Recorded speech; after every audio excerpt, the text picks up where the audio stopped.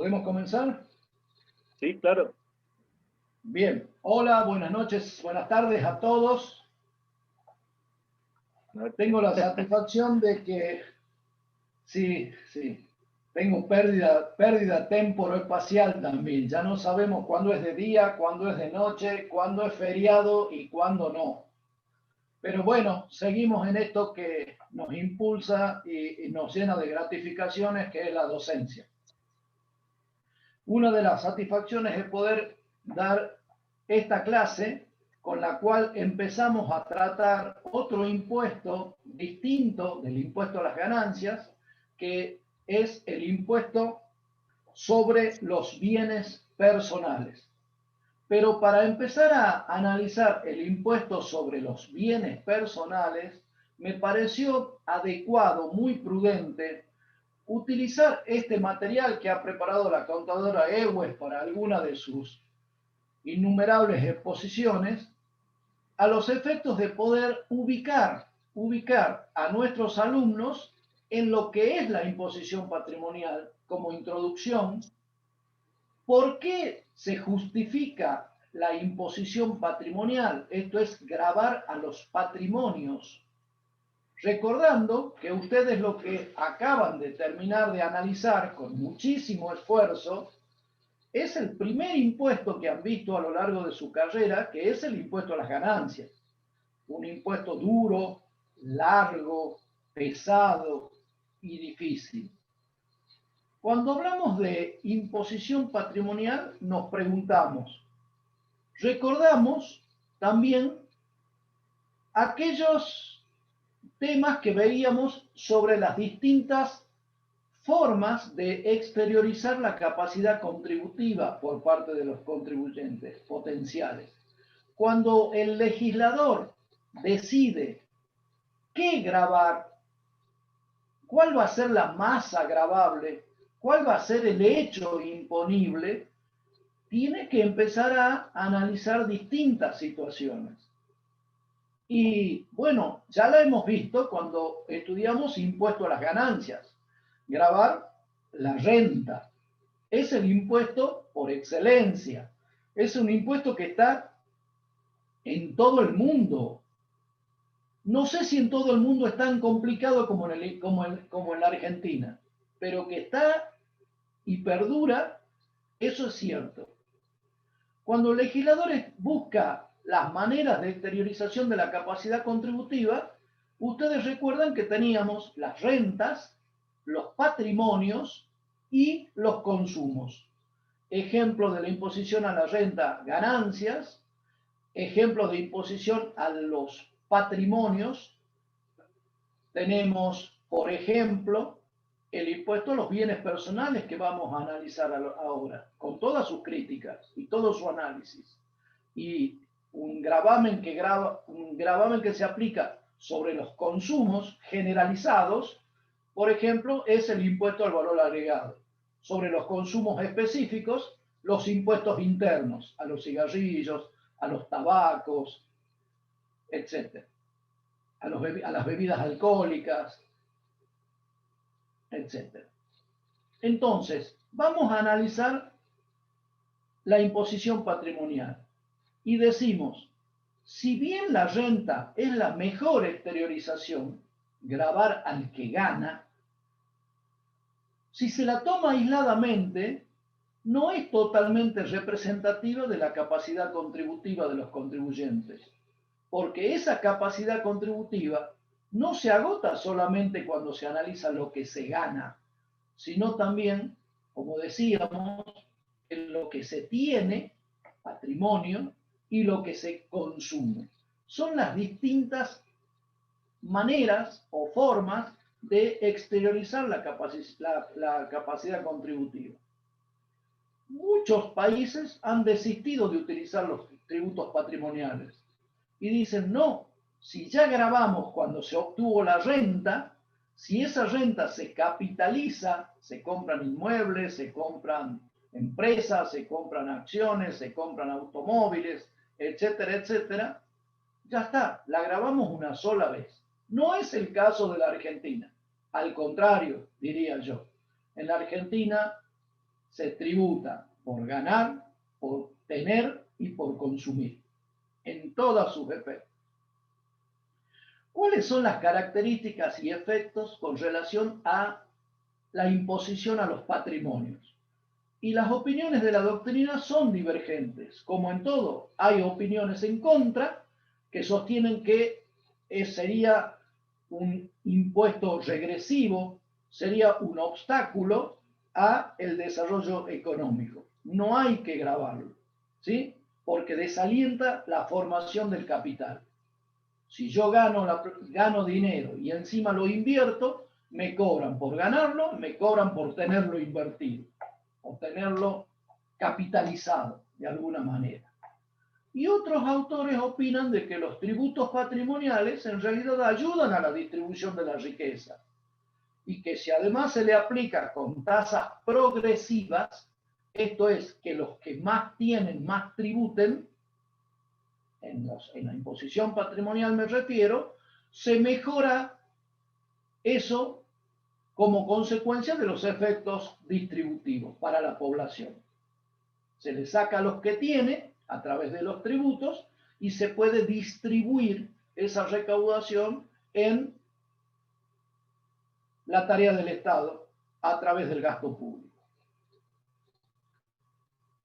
Una de las que más se analiza es qué forma tenemos para detectar los bienes, porque crear un impuesto y que sea difícil de fiscalizar, en realidad sería un problema.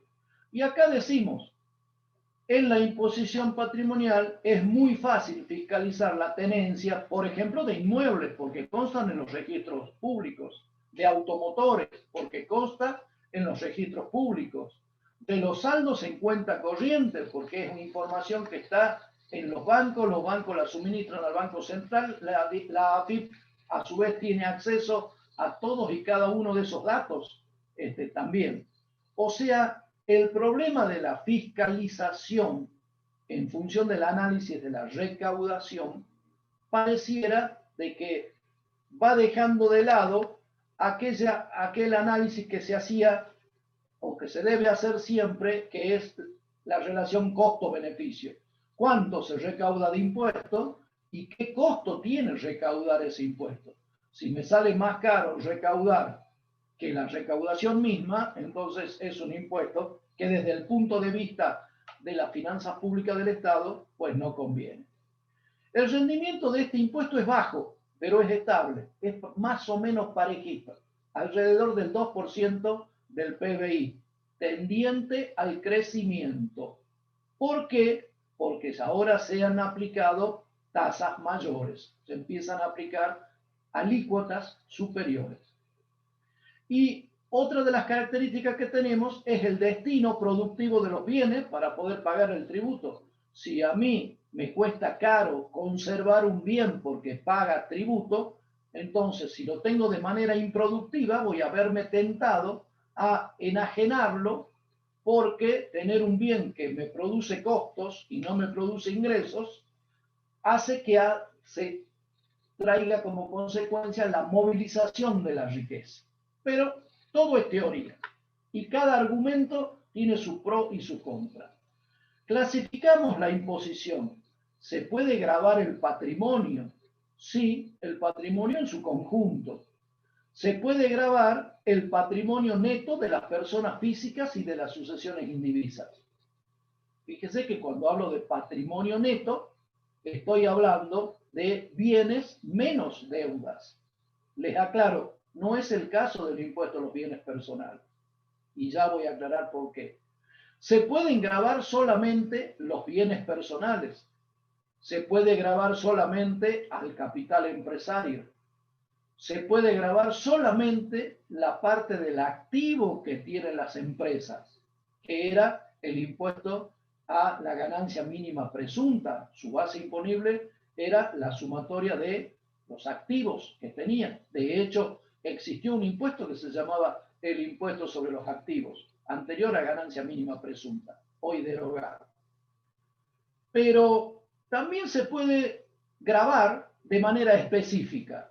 Así como los consumos se pueden gravar generales, como es el IVA cualquier venta de cosa mueble estaría gravada, pero específicamente se la castiga mucho más con otro impuesto si es que la cosa mueble vendida es, por ejemplo, bebida alcohólica o tabaco o seguros o consumo de teléfonos celulares, de consumo de pulsos de teléfonos celulares, por ejemplo, se puede gravar determinados bienes específicos. Y así se pueden gravar la tenencia de bienes muebles o la tenencia de bienes inmuebles. De hecho, es lo que hacen las municipalidades cuando graban el impuesto automotor o cuando graban la tasa general de inmuebles, por la tenencia de un determinado bien. Por eso lo llamamos específicos. Pero también se puede grabar cuando existe transferencia de bienes, transferencias patrimoniales. Y dentro de eso tenemos la imposición cuando existe enriquecimiento patrimonial, y ese enriquecimiento patrimonial es a título gratuito.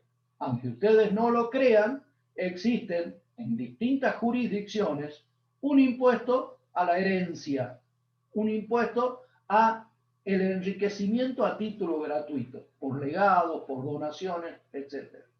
Cuando se transfiere el bien, aunque sea a título gratuito, hay que pagar un impuesto. Por supuesto, también existen impuestos cuando la transferencia de esos bienes es onerosa. Y dentro de la imposición que se calculaba sobre la sumatoria de bienes a una determinada fecha, tenemos el caso hoy derogado del impuesto a la ganancia mínima presunta, que era un impuesto complementario del impuesto a las ganancias. Gracias a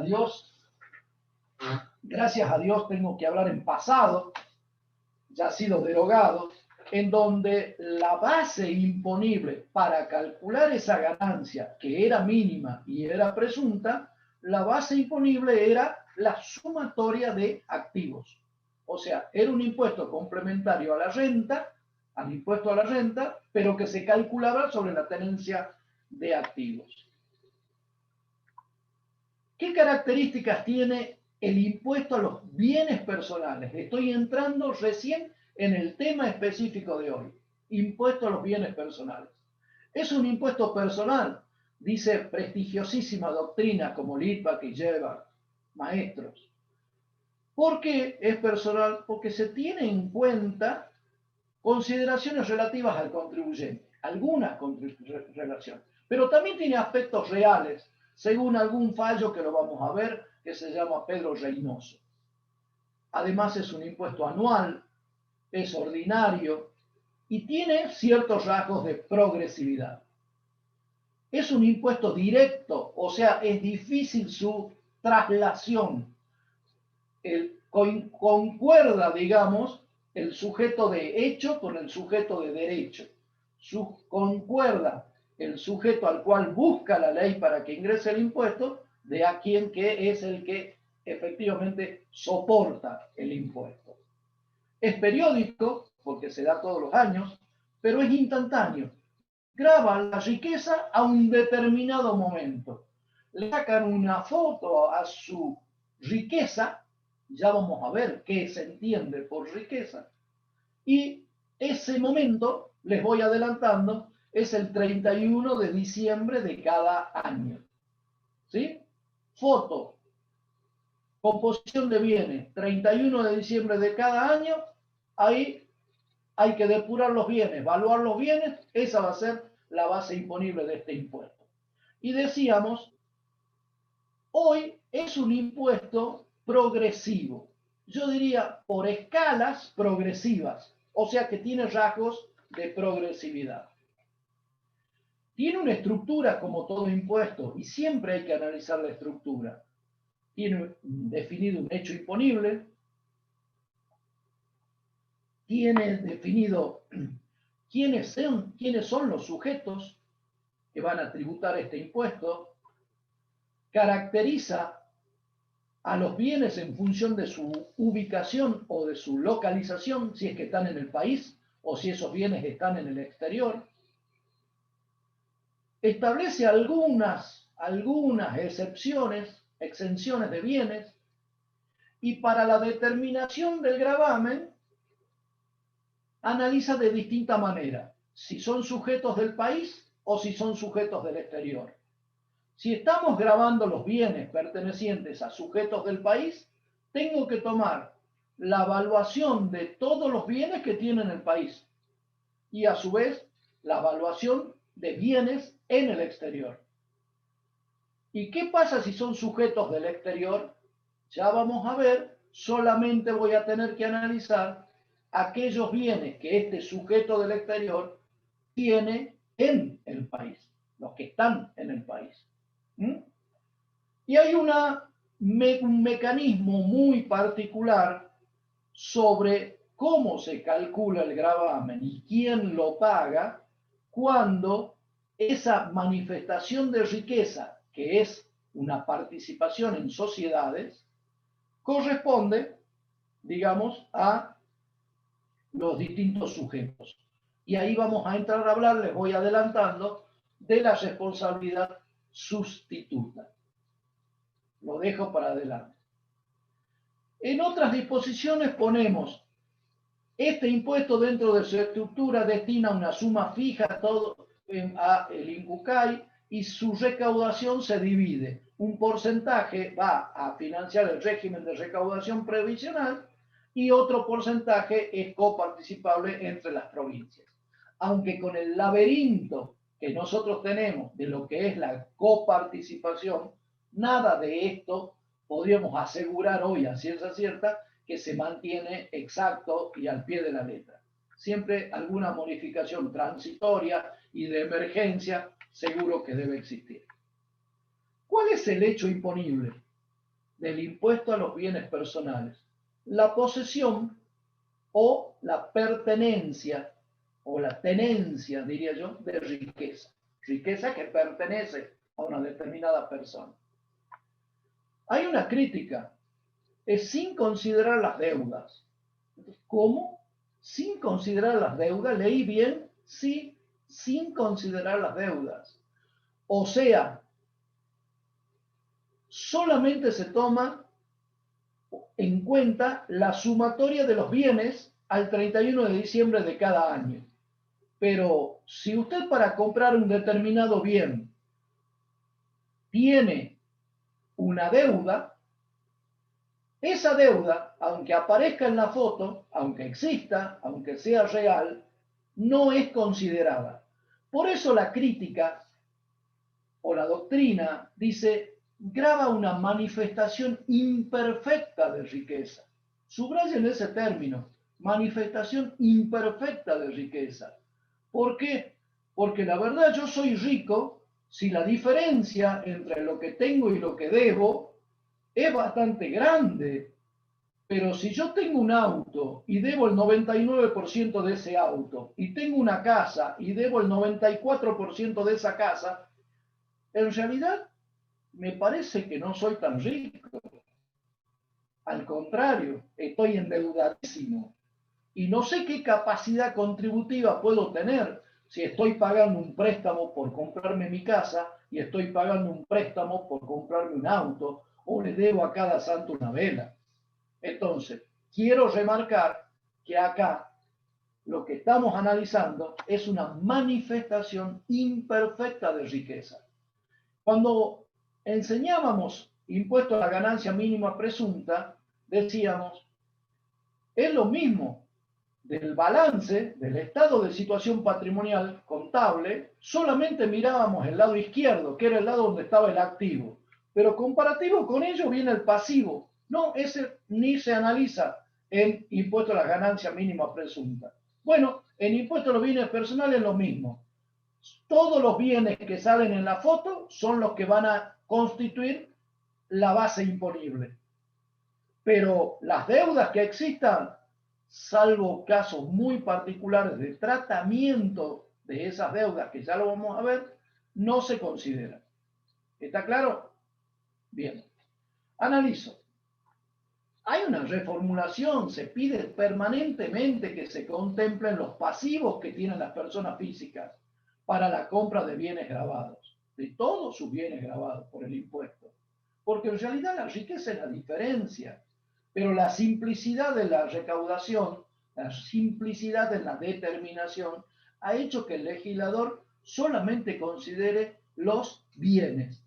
Y quiero remarcar en la terminología, las personas tienen bienes, las empresas tienen activos. Por eso cuando hablamos de sujetos en bienes personales, que son las personas humanas y las sucesiones indivisas, siempre nos referimos a bienes. Bien, la propuesta dice, che, tienen que considerar los pasivos, por lo menos los pasivos que están específicamente identificados con los bienes gravados. Entonces, el impuesto patrimonial ya no se aplicaría sobre la sumatoria de bienes, sino sobre el patrimonio neto. Hace mucho tiempo existía un impuesto al patrimonio neto. Yo era estudiante en esa época. Después se lo cambió por un impuesto sobre los activos y después apareció mínima presunta. Y después se derogó mínima presunta. ¿Ok? Lo más adecuado para contemplar la capacidad contributiva es el patrimonio neto. Neto. Dije que solamente se analizan los pasivos de forma excepcional, ajustando la evaluación de ciertos bienes. Ya lo vamos a explicar cuando llegamos ahí. La foto, ¿a qué fecha? Al 31 de diciembre de cada año, y este impuesto ya ha sido prorrogado hasta el 2022. Y seguro que cuando nos acerquemos al 2022, este impuesto que fue creado de emergencia en el año 91, por 9 años, o sea, tenía que terminar en el 2000, fíjense cómo la emergencia viene continuándose y a partir de cada cercanía de los vencimientos del impuesto, digamos de la expiración del impuesto, se lo viene prorrogando. Pero quiero recalcar, la ley 23966 de agosto de 1991 fue una ley ómnibus, que es la que crea, entre otros, el impuesto sobre los bienes personales. Y digo entre otros, y quiero marcar una característica de este impuesto. Si uno estudia impuesto a los bienes personales, el análisis legal empieza en el artículo 16. Che, ¿y los otros 15 artículos dónde están? ¿Por qué nada más que desde el 16 en adelante? Porque era una ley ómnibus, tenía un pedacito para cada cosa y la creación de impuestos. Fíjense que el hecho imponible definido en la ley está en el artículo 16. Una curiosidad más simplemente a los fines didácticos. Sacamos la foto el 31 de diciembre, remarcamos que es para personas físicas o humanas, deberíamos corregir eso, y las sucesiones indivisas, para los bienes situados en el país y o en el exterior. Decimos y en el exterior si es residente en el país. Y decimos o en el exterior si el sujeto está en el exterior y tiene bienes en el país. Y acá quiero que tengan cuidado con este detalle. Desde la reforma de la ley 27.541, para los sujetos en el país, ya se deja de lado el concepto de domicilio y se utiliza un criterio que se llama el de la residencia. Domicilio no, residencia sí. Sigo avanzando. Se evalúan los bienes en el país y se evalúan los bienes en el exterior. Breve comentario, dice. El breve comentario es que vamos a analizar cada uno de los bienes, vamos a ver si está exento, los sacamos, de los que quedan los vamos a evaluar recién. ¿Para qué voy a evaluar algo si después lo voy a excluir? Primero lo que tenga que excluir lo saco como están y los que me quedan son los que recién me pongo a buscar cuál es la evaluación legal. La característica que tiene este impuesto es que al ser un impuesto de contenido patrimonial, lo que busca es alcanzar la capacidad contributiva que se expresa el 31 de diciembre de cada año. O sea, se busca evaluar los bienes lo más cercano posible al 31 de diciembre de cada año. A diferencia del impuesto a las ganancias, que ustedes recordarán en las personas humanas, cuando utilizamos la 2527, el valor de los bienes que tenían como incorporación del patrimonio se conservaba siempre a lo largo de la declaración, de las distintas declaraciones juradas. Si había comprado una casa en 20.000 pesos en el año 91, en el año 2021 la seguía conservando. En la declaración jurada de todos y cada uno de los años, ese bien inmueble, en función de la 2527 del impuesto a las ganancias, seguía conservando el valor de adquisición. En cambio, a diferencia de bienes personales, todos los años va a ir variando la evaluación de ese inmueble. ¿Por qué? Les adelanto, le vamos a restar las amortizaciones acumuladas, será actualizable o no, etcétera, etcétera. Habrá que comparar con el valor fiscal, habrá que comparar con el valor de plaza, etcétera, etcétera. Pero quiero dejar en claro un concepto básico donde siempre se confunden. ¿Qué busca el impuesto a las ganancias? Es como un flujo de fondos. ¿A qué valor entró el bien? Y en ese valor que entró el bien en el patrimonio del contribuyente se conserva a lo largo del tiempo. En cambio, en bienes personales, los bienes se evalúan lo más cercano posible al cierre, de acuerdo con las normas de la ley.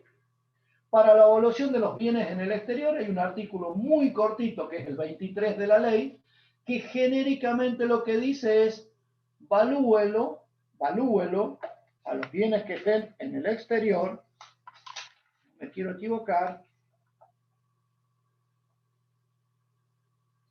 generalmente lo que dice al valor de plaza en el exterior. O sea, si tengo un departamento en Punta del Este, ¿cuánto sería el valor de plaza al 31 de diciembre de cada año? Y ese es el valor que yo tendría que incorporar en la respectiva declaración jurada. Volvemos con la crítica, siempre es sin considerar deudas, solo vamos a analizar dos deudas de manera excepcional. Cuando evaluemos el inmueble destinado a casa habitación del contribuyente, va a haber un caso particularísimo, si es que el inmueble que estamos evaluando es casa habitación del contribuyente. Y ahí sí lo que se puede deducir, pero en realidad no es que reste el pasivo, valúo el bien, no es que reste la deuda, valúo el bien restando o deduciendo el importe adeudado que hubiera tenido en concepto de créditos que le hubieran sido otorgados para la compra o para la construcción de ese inmueble. O sea, si cuando yo compré mi casa saqué un crédito, no necesariamente hipotecario, sino un crédito, cualquier crédito, si lo afecté a la compra de la casa habitación, cuando evalúe el inmueble le tengo que restar el saldo de crédito a cada uno de los años. Pero, repito, es una corrección de la evaluación del bien. Y otra manera donde se consideran las deudas es cuando estoy determinando el valor de un bien. ¿Qué bien? El bien es el capital afectado a la empresa unipersonal. Cuando yo le digo, tengo un amigo que tiene una boutique,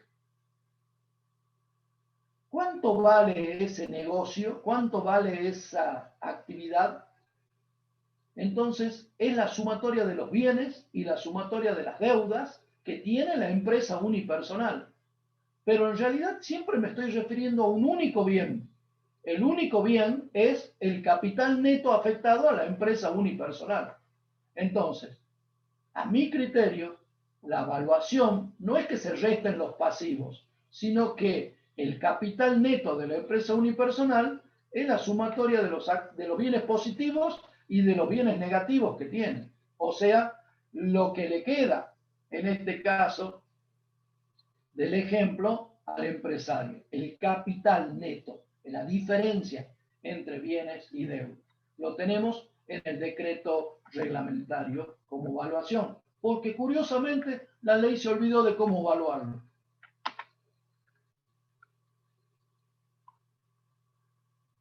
Un problema que nos va a traer discusiones es cómo se evalúan los créditos tributarios. Porque, por ejemplo, yo puedo tener un saldo a favor en diferentes impuestos y lo voy anticipando. ¿Cómo se evalúan los créditos tributarios? Porque yo al 31 de diciembre me voy al impuesto a las ganancias, para que ustedes lo vean bien. Al 31 de diciembre, cuando sacamos la foto, yo tengo un montón de anticipos ingresados, supongamos que soy muy prolijito, pagué los 2 que vencen en el año 2021,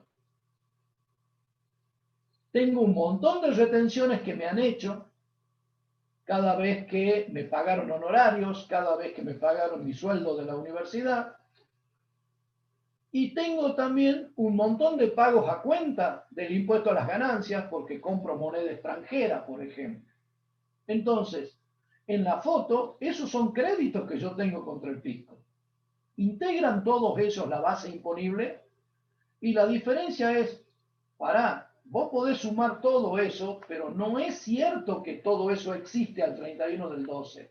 Hay una mecánica de liquidación.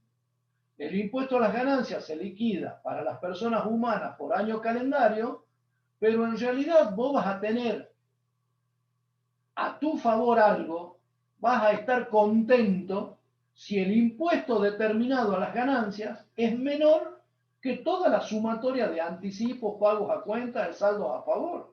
O sea, si tenés un exceso, solamente el exceso de los conceptos favorables para el contribuyente, como anticipos, retenciones, pagos a cuenta, al cual le tengo que restar el impuesto determinado, solamente cuando se produce eso, cuando el impuesto determinado es menor que los pagos a cuenta en general, anticipos, retenciones, saldos a favor, etcétera, etcétera, recién es la base que puedo estar grabada.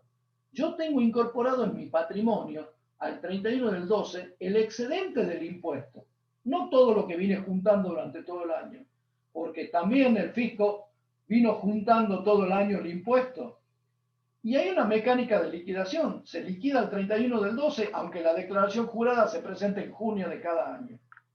En la foto, integrando la base imponible, voy adelantando, solamente tienen que existir los excedentes de anticipos, pagos a cuenta y saldos a favor con relación al impuesto determinado. Hay todo un análisis para hacer de qué pasó con el impuesto a la ganancia mínima presunta, que era pago a cuenta del impuesto a las ganancias, lo ingresado a lo largo de 10 años, así decía la ley, y qué pasa con el saldo a favor técnico del IVA, o sea, el excedente de créditos fiscales versus débitos fiscales. ¿Constituye o no constituye base? Eso como integrante a lo mejor de el patrimonio del contribuyente. Por ejemplo, un sujeto de cuarta categoría. Un sujeto de cuarta categoría que presta servicios profesionales como un contador puede ser un sujeto pasivo del IVA. Y por ende tendrá débitos fiscales en sus honorarios y tendrá créditos fiscales en sus insumos. Si el crédito fiscal es mayor que el débito, se produce un saldo técnico. Hay que analizar en este impuesto. ¿Qué vamos a dilucidar? Tenemos que dilucidar ese exceso sobre el tributo determinado. Esos son los verdaderos créditos, ya se los anticipé. Y eso sí debe incluirse como materia gravable.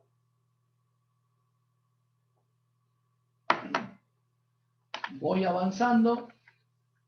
Solamente va a ser crédito los saldos a favor, pero cuando existe una resolución emitida por la AFIP, esté notificada al contribuyente, porque si no está notificada no tiene efectos, y si esa resolución es, por ejemplo, de devolución de impuestos o de transferencia de impuestos. También son créditos grabados, no solamente en el viejo impuesto a la ganancia mínima presunta, sino también en bienes personales, por ejemplo, el reintegro del IVA contenido en las exportaciones. Todo lo que los exportadores tienen derecho a cobrar, claro que es un crédito. E integra el patrimonio, en este caso, de la persona física. ¿Sí? Indirectamente si es de la empresa unipersonal. De manera directa, ¿por qué? Porque la empresa unipersonal, su capital neto es un bien más para el contribuyente. O de manera directa, si es el sujeto, persona física, el que ha hecho la exportación. Todo derecho a reintegro o a reembolso estaría grabado, pero en la medida en que lo sea. El resto hay que entrar a analizar. Los saldos técnicos en IVA, los saldos de libre disponibilidad que no estén autorizados, las retenciones, los pagos a cuenta, etcétera, etcétera. Nosotros decimos, no son créditos, no son bienes, no son activos y por lo tanto deben quedar fuera de la gravabilidad. ¿Qué son? Son impuestos pagados. Por más que la técnica contable active determinados gastos, como los impuestos pagados por adelantado, los anticipos que ingresamos, etcétera, etcétera, son impuestos pagados por adelantado, pero son impuestos. Por eso sostenemos que no deben integrar la base, salvo los casos particulares. Acá tenemos que analizar cuando hablamos de cuál es la base imponible. El principal problema en todos los impuestos es siempre respetar el principio de legalidad. En la estructura de la ley existen conceptos que están en el decreto reglamentario y que tienen que modificarse. Por ejemplo, la base imponible de la empresa unipersonal. Les contaba como anécdota, el legislador se olvidó de cómo evaluar ese bien.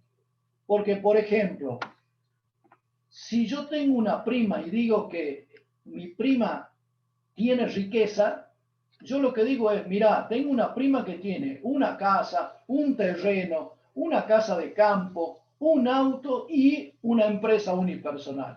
Pero cuando habla de la empresa unipersonal, es la diferencia entre activos de la empresa unipersonal menos pasivos de la empresa unipersonal. Ese capital neto está en el de cómo se evalúa, cómo se determina, está en el decreto reglamentario y no está en la ley. Una problemática que nos volvió loco, el tema de los inmuebles rurales titulares que sean titulares de personas físicas o de personas humanas. ¿Sí? Permítanme que por ahí se me escape el viejo concepto de persona física. ¿Ok? Ese es otro problema a considerar. Ahora, los inmuebles rurales, cualquiera sea el destino, porque la modificación de la ley 27480 del año 2018 dijo, los inmuebles rurales pertenecientes a personas humanas o sucesiones indebidas, cualquiera sea el destino, están exentos del impuesto a las ganancias, del impuesto a los bienes personales. No vamos a criticar cómo era antes, porque no vamos a hacer historia. Hay otras modificaciones que se le pide al legislador. ¿En qué casos una sociedad de hecho debe ser reputada como objeto civil? Porque, por ejemplo, hoy no existen las sociedades civiles, no existen las sociedades de hecho, hablamos de las simples sociedades, ¿sí? Las simples sociedades. Les voy adelantando. Hay una gran problemática porque en el artículo incorporado a continuación del 25, se designa responsable sustituto del impuesto por la participación societaria que tienen a aquellas regidas por la Ley General de Sociedades. Pero la Ley General de Sociedades era sociedades comerciales. Entonces, si existe una sociedad que tiene objeto civil, como por ejemplo la explotación agropecuaria, eso no estaría dentro del impuesto. Esa participación societaria en una sociedad cuyo objeto es civil no debiera integrarlo. Pero claro, vamos analizando a través de discusiones doctrinarias, de dictámenes, y lo que queremos es que esté plasmado en la ley. No hay mayor seguridad jurídica que esté plasmado en la ley. Voy avanzando. Otras consideraciones. Un tratamiento equitativo sería decir, mira, no hay problema en que en la foto aparezcan bienes y que todos esos bienes que están en la foto tributen porque componen una manifestación imperfecta de riqueza. Pero permitime que compute el valor de plaza cuando el valor de plaza es menor que el que corresponde de acuerdo con la ley. ¿Eh? En la ley, les voy adelantando, existe el cómputo del valor de plaza en los inmuebles. Y uno dice, pero si los inmuebles cada vez valen más. No, puede haber casos en que su valor se disminuya. Yo conozco un caso, de hecho, de un cliente de nuestro estudio, que tiene campos que arrienda, Joaquín sonríe porque lo recuerda, que tiene campos que arriendan, que han estado inundados en Buenos Aires, exactamente, en Buenos Aires. Como consecuencia de que han estado inundados durante más de 2 años con agua arriba, esos campos no sirven, tienen que esperar, creo que 7, 8 años como mínimo para volver a ser fértiles, para volver a estar en condiciones de producción. Si evaluamos los inmuebles como dice la ley, esa evaluación es superior al valor en plaza.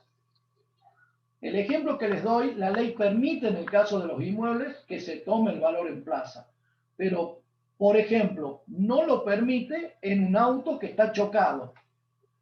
Yo tengo un auto que está chocado, un Ford Focus modelo 2019, y tengo otro que está impecable. Uno vale menos que el otro, no hay vuelta, pero la evaluación que yo tengo que tomar es la que da la ley. Y la ley dice, tome valor residual actualizado o tome el valor de tablas para el Registro Nacional de Propiedad Automotor. Pero escúchame, nadie me va a pagar eso. Hay un muy mal chiste que corre desde hace muchos años, que el mejor negocio que podemos hacer es comprar un auto y vendérselo a la DGI por los valores que dice la DGI que vale. ¿Eh? Y sigue vigente, y sigue vigente. Pero bueno, son críticas que venimos haciendo. Quiero que entiendan conceptualmente, primero que nada, porque ir a la ley después va a ser fácil. Tenemos para evaluar también, dijimos, dentro de la problemática de base imponible, las deudas. Las deudas contraídas para la compra, construcción de inmuebles destinados a casa, habitación, se la puede restar de la evaluación. ¿Sí? Pero la ley tendría que ser clara, dice, y debería permitir que el contribuyente utilice un beneficio en más de un inmueble con ese destino. Por ejemplo, quienes con motivos de trabajo o de estudio tienen que residir en más de un domicilio. O sea, ¿se puede tener más de una casa habitación? Yo puedo tener una casa en Salta y una en Buenos Aires, y depende de lo que haga, depende de lo que trabaje. Le doy un ejemplo. Si yo fuera legislador, si fuera asesor permanente del Poder Ejecutivo o Legislativo y tengo que desempeñarme en Buenos Aires, y lo más probable es que antes que alquilar me convenga en una de esas, si puedo, comprarme otro inmueble. ¿Eh? Pero no solamente puedo restar la deuda si el inmueble es la casa habitación. Pero si yo vivo de lunes a viernes en Buenos Aires y de sábado y domingo en Salta, y de lunes a viernes en Buenos Aires y de sábado y domingo en Salta, ¿se puede o no se puede? Se lo dejo para que lo piensen. ¿Ok? ¿Qué pasa con los inmuebles destinados a alquiler? Hoy decimos no hay inmuebles en alquiler, los alquileres son caros. ¿No sería un buen estímulo que para el que compre un inmueble y lo alquile en la evaluación de bienes personales, sería un incentivo restarle la deuda con la cual ha comprado, digamos, ese inmueble? Me parece re positivo. ¿Eh? Ven que los impuestos también tienen una utilización extra fiscal, van más allá de la recaudación propia, los impuestos. Tiene sus efectos. ¿Ok?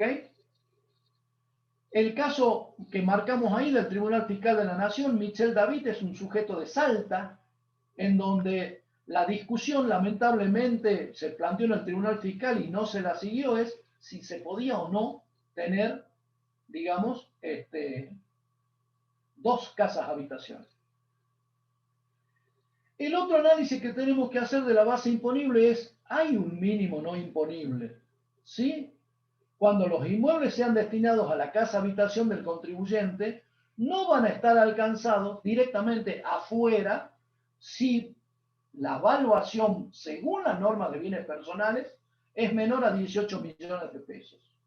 Menor a 18 millones de pesos. O sea, voy adelantando. Si tengo un inmueble, si ese inmueble está destinado a casa habitación del contribuyente o del causante, si estamos en sucesiones indivisas, ¿sí? Era el inmueble del causante, que era su casa habitación, directamente no están alcanzados si su evaluación es menor a 18 millones. Bien, y ahora voy a entrar en una temática genérica que es la responsabilidad sustitutiva. ¿Por qué voy a hablar de la responsabilidad sustitutiva?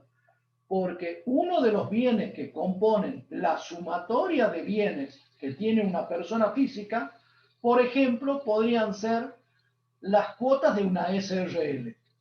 Existe una SRL, yo tengo el 90% de las cuotas, ¿sí? Y Joaquín, mi hijo, tiene el 10% de las cuotas.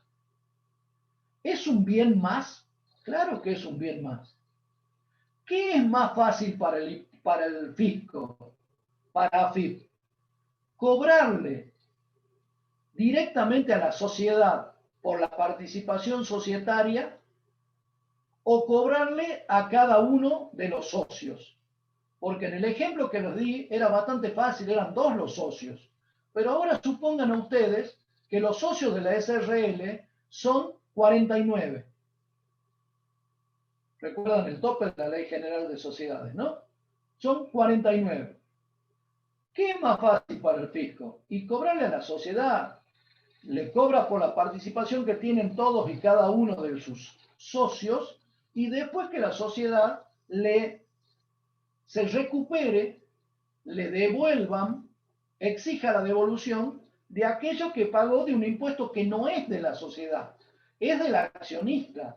La exteriorización de la capacidad contributiva es del accionista, del socio de la SRL, para seguir con el ejemplo, y que en realidad lo que designa la ley, en el artículo incorporado a continuación del 25, es la responsabilidad sustituta de la empresa.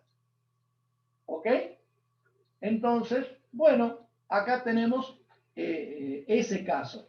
Y la pregunta es, ¿y cómo se evalúa, cómo se encuentra, cómo se mide la capacidad contributiva exteriorizada en una participación societaria? Ah, no hay problema. ¿Qué porcentaje de participación tiene usted? Lo apliquemos sobre el patrimonio neto de la sociedad, del balance de la sociedad.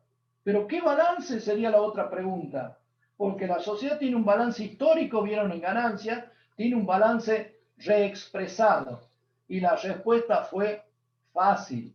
Del único balance que es el sometido a la asamblea de accionistas o al órgano equivalente, que es la reunión de socios, por ejemplo, en la SRL, si no es una sociedad por acciones. Entonces, si yo tengo un 90, Joaquín tiene un 10, me tengo que ir al patrimonio neto del estado contable, al estado de evolución del patrimonio neto. Sobre el patrimonio neto aplico el 90 para un socio, Marcelo, el 10 para el otro socio restante, Joaquín, pero en realidad no lo paga ni Marcelo ni Joaquín, lo paga la sociedad. Y después, por supuesto, la sociedad tiene todo el derecho del mundo a exigir la devolución. Inmediatamente lo debita de la cuenta particular. Son manejos entre la sociedad y los socios. Pero quiero que analicen eso. Está muy bien pensado el tema de la responsabilidad sustitutiva en materia de la sociedad. Hay críticas de cómo se evalúa, pero es una manera bastante sencilla. No me quiero detener en eso. Hay un caso bastante particular. ¿Qué capacidad contributiva tengo si tengo el 90% de una sociedad que está concursada? Si está concursada, lo más probable es que tenga poca vida, o está muy complicada, o que el patrimonio neto sea negativo, porque tiene más deudas que bienes. ¿Ok? Así que cuidado, que hay que analizar, digamos, con ese caso.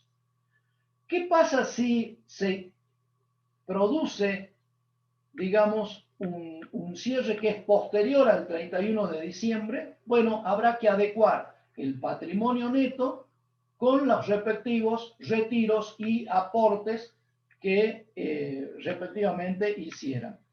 Ya hablé de las sociedades de hecho, ex sociedades de hecho. Perdón que me olvidé el teléfono.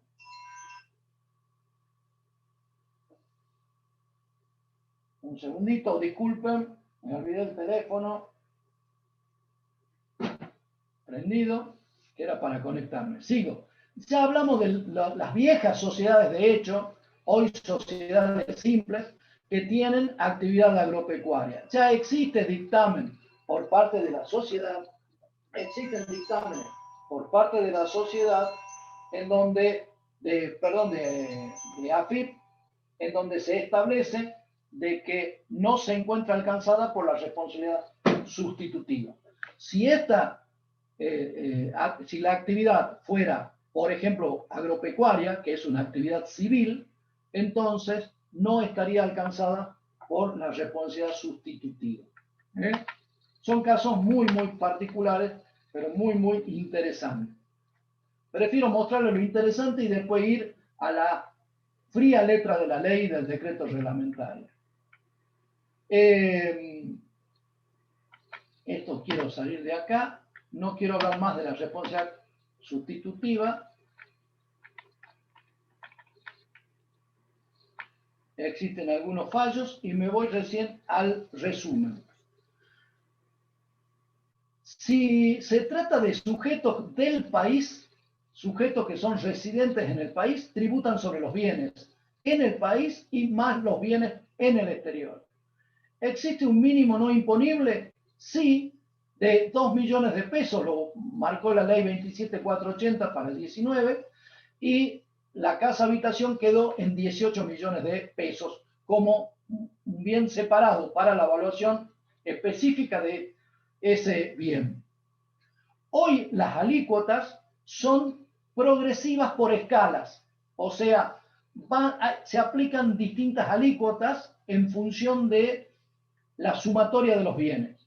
Lo dejo para que lo veamos en un caso particular. ¿Qué pasa si el sujeto que estoy analizando es un sujeto del exterior? No hay problema. No vamos a ir a París a convencerlo que pague el impuesto, dice la FIP.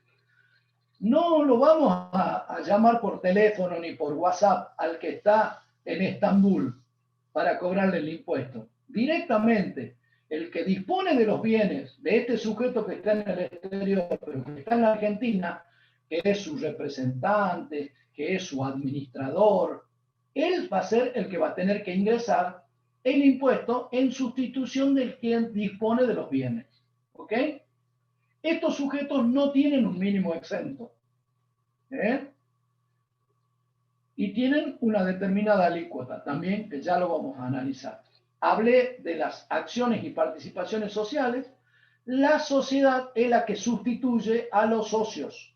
Es la sociedad la que ingresa en función del patrimonio neto de la sociedad a una determinada alícuota, y después la parte proporcional que le corresponde a cada uno de los socios es la que se le exige reponer o devolver a cada uno de ellos. Les voy adelantando la mecánica de liquidación. Si los sujetos están en el país, es lo que tenemos acá como mostaza. A la sumatoria de los bienes grabados en el país, haciendo el ajuste de evaluación de la casa habitación, ¿sí? Haciéndole ese ajuste, me quedan los bienes grabados. Ya saqué Profesor, los no bienes está exentos. compartiendo pantalla. ¿Perdón? Que no está compartiendo pantalla, no podemos ver lo que está en mostaza. Como Perdón, simplemente es un cuadro que no lo he pasado. Gracias por la advertencia. Se los marco simplemente. Si se trata de sujetos en el país, yo tengo que tomar todos los bienes que tienen en el país y en el exterior. Entonces, ¿qué hago? Tomo esos bienes, le hago los ajustes de evaluación correspondientes, como los de la casa habitación, me quedan los bienes grabados.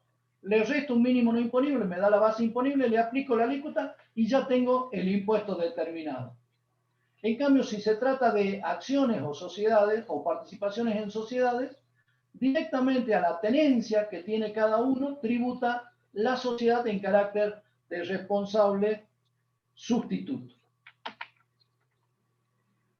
Con esto termino y ahora sí vamos a empezar a compartir pantalla. Muchas gracias. Joaquín, ¿me pones la pantalla para que empezamos la letra finita? Bueno. Gracias. Simplemente les quise dar un bosquejo para que analicemos el impuesto. Es mucho más sencillo que impuestos sobre los bienes personales. ¿Ya está toda? ¿Qué pasó? ¿No se ve? ¿Ahí la ves? Ahí está. Yo estoy compartiendo, sí. Sí se ve. Pero no sé si se ve. Sí se ve. Sí se ve. Ahí vamos. Muchas gracias. Quiero agradecer a nuestra compañera de cátedra, así como la base de exposición de lo que va a la clase, la parte introductoria. Se trata de un trabajo desarrollado por la contadora Ewes. En este caso me voy a servir de un material que me ha facilitado para el dictado de clases la contadora Liliana Romero. Siempre lo recalcamos, somos un equipo, trabajamos en equipo y el material que preparamos siempre lo utilizamos todos, lo mejoramos, corregimos, lo perfeccionamos, lo completamos y lo utilizamos. Así que, haciendo la aclaración de que el material no me pertenece, quiero entrar en esta clase de hoy a que tratemos algunos temas en particular. Vamos acá.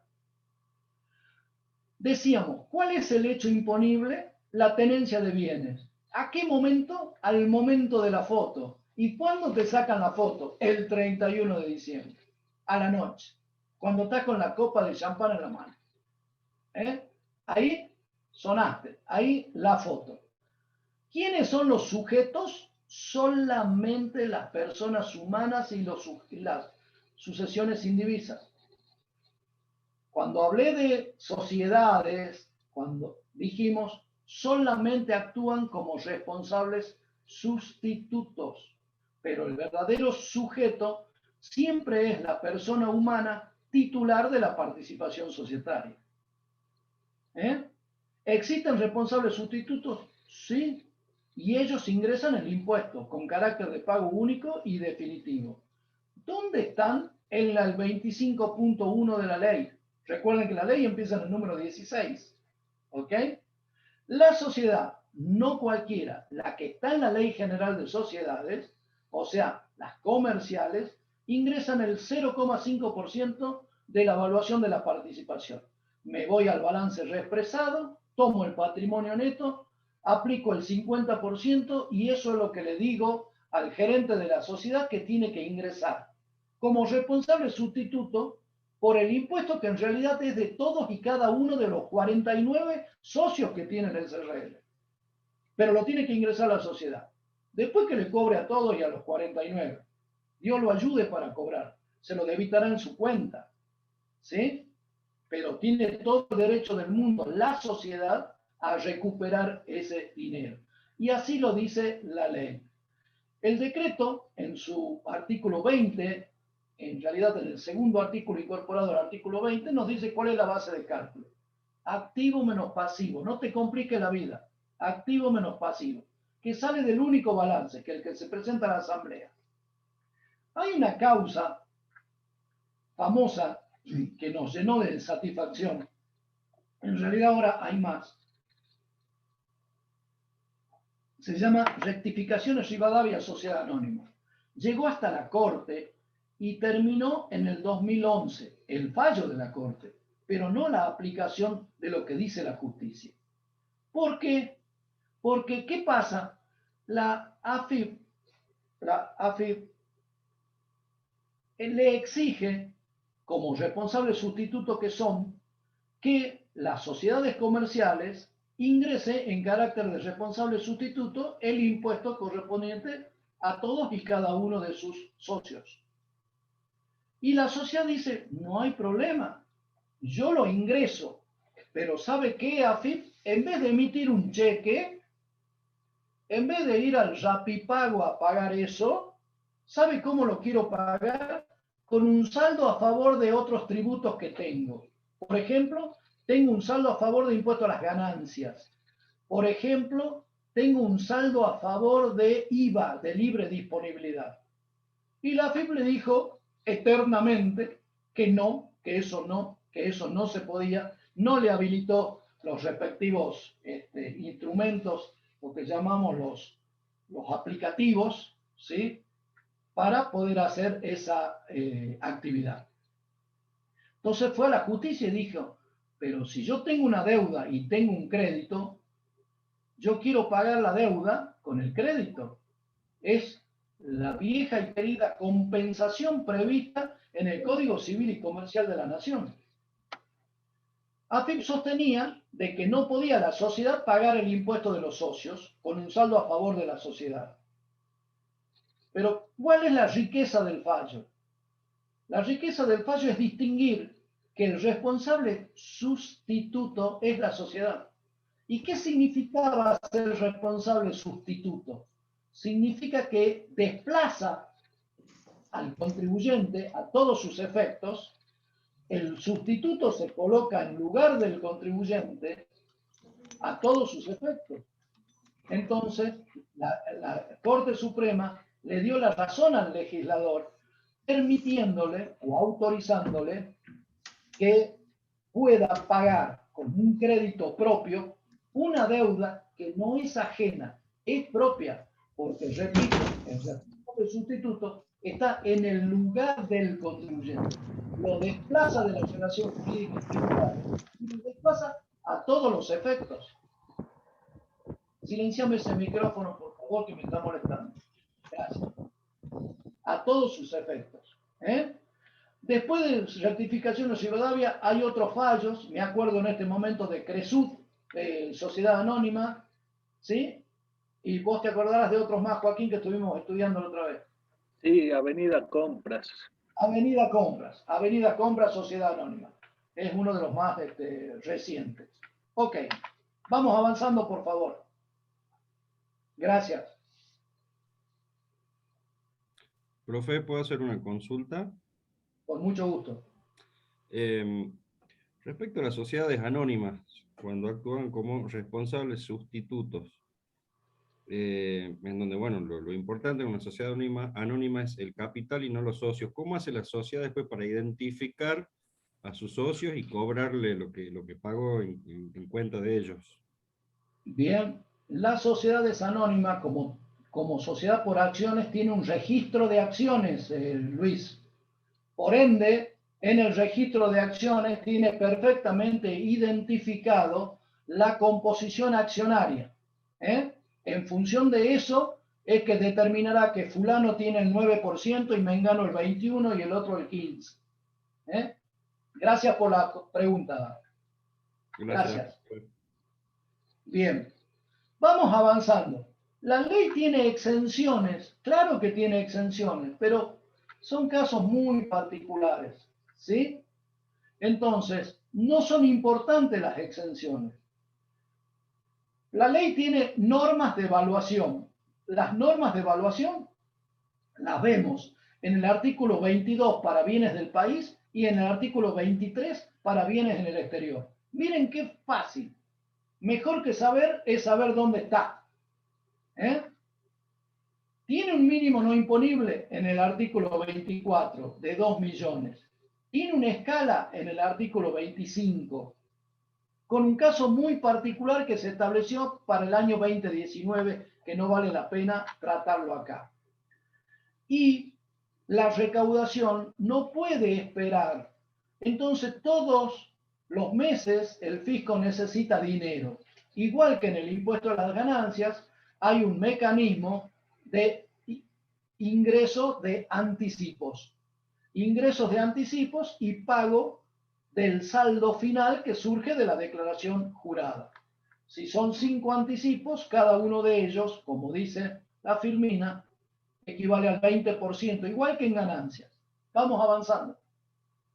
Gracias.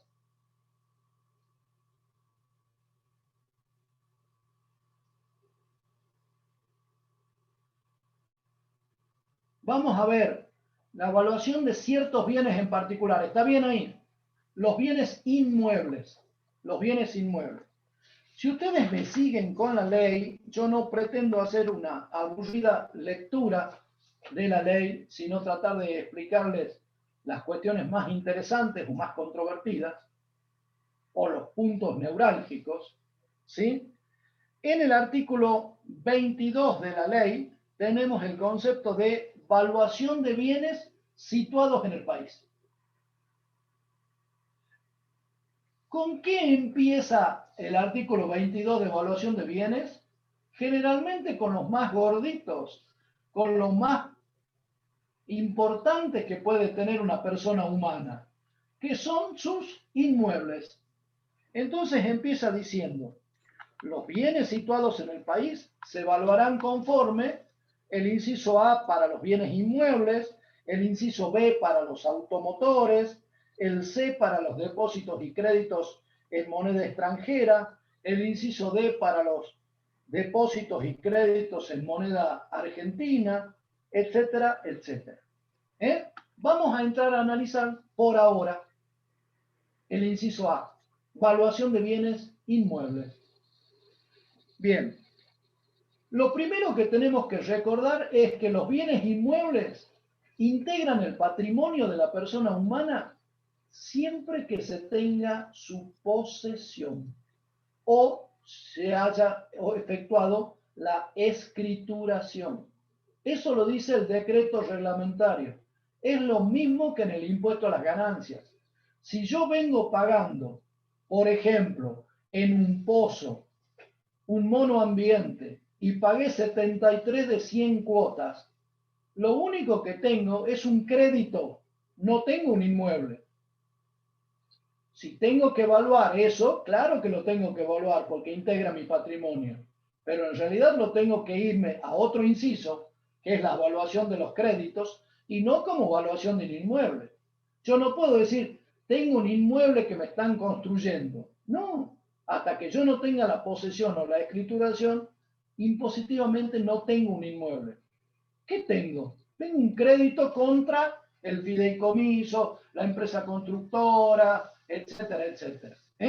O sea, ¿cuándo tengo un inmueble? Cuando integra mi patrimonio. ¿Cuándo integra mi patrimonio? Cuando hay posesión o escrituración. ¿Se puede restar algo de los inmuebles? Se puede restar algo si es que en el inmueble existen construcciones, edificios o mejoras que por cualquier causa ya no están, ya no existen. Le doy un ejemplo. Es un inmueble bastante viejo, pero resulta que tenía 7 habitaciones y las 3 últimas, las que dan al fondo, fueron destruidas, fueron derrumbadas. O es un galpón que ya no es un galpón porque el techo no existe más porque se lo llevó un temporal. Entonces, ojo, una cosa es el valor de escrituración y otra cosa es ver si aquello que compré todavía lo conservo al 31 de diciembre. ¿Sigue existiendo como era? Para menos. Entonces, cuidado, si no hay partes que ya no existen, yo puedo hacer un justiprecio. ¿Por qué? Porque la ley pretende que se tribute sobre lo que existe. Si ya no existe una parte del inmueble, pues hay que quitarle ese valor, hay que evaluar lo que quedó. ¿Ok? Bien. La moraleja, la vuelvo a decir, no integran el patrimonio como bienes inmuebles hasta que no exista posesión o escrituración. Si hay señas o anticipos entregados. ¿Qué son? Son créditos.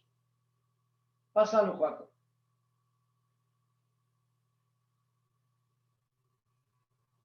¿Qué tenemos? Créditos. ¿Cuáles son las normas de evaluación? Fácil, muy fácil. Si está en el país, 22. Si no, no importa de qué estemos hablando, si está en el país, 22. Si está en el exterior, 23. Ahora, si está en el país, estoy en el 22, tengo que analizar en profundidad el inciso A del 22. ¿Qué dicen dos palabras la ley? Que los inmuebles se evalúan al valor residual actualizado. Así de pavita, valor residual actualizado. Los inmuebles adquiridos, ¿cómo se evalúan? Al costo de adquisición o fecha de ingreso al patrimonio, pero actualizado. Y ahora, ¿qué será costo de adquisición?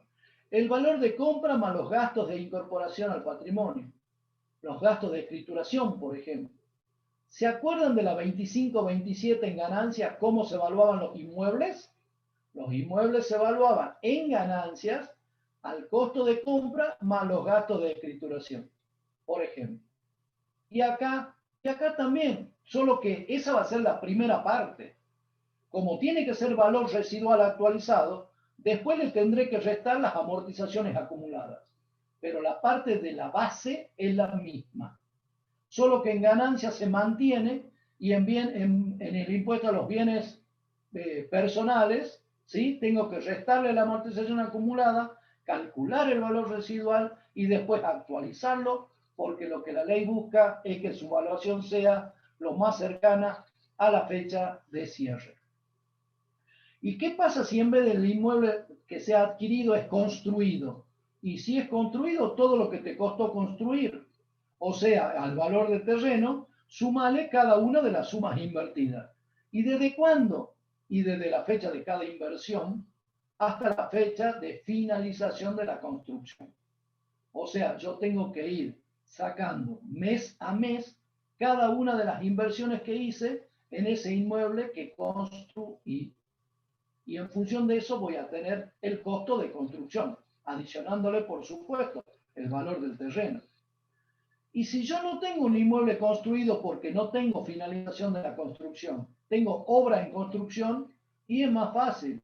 Al terreno le tengo que sumar cada una de las sumas invertidas y hasta ahí nomás, hasta la fecha de cierre, porque no tengo finalización de la construcción. Estoy casualmente evaluando una obra en construcción.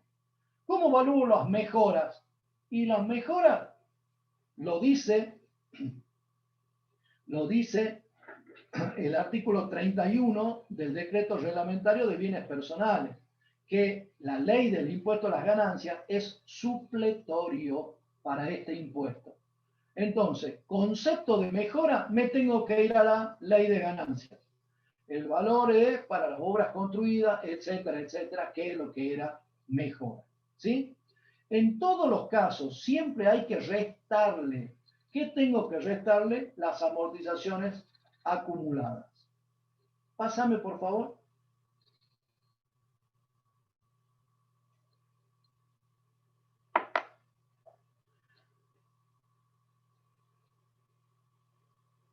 Ahí. ¿Qué tengo que restar? Las amortizaciones acumuladas.